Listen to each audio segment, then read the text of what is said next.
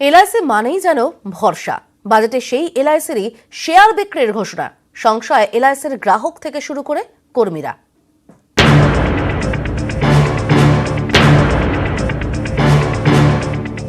The government now proposed to sell a part of its holding in the LIC by way of initial public offer.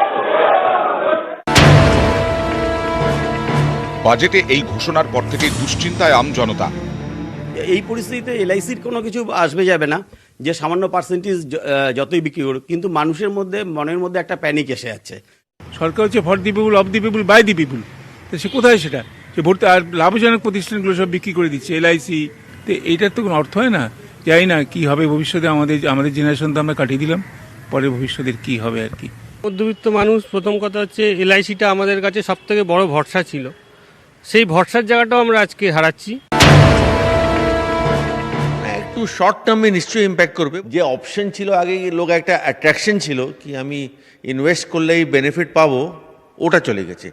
Home loan নিলে আমি ছাড় পাবো, ওই অপশনটা মানে বলবে এখন আমি পারচেজ করবো না। গরিব থেকে বড়লোক সঞ্চয় রাখতে এতদিন সবারই ভরসা ছিল এলআইসি। এবার সেই এলআইসিও যাচ্ছে বেসরকারি হাতে।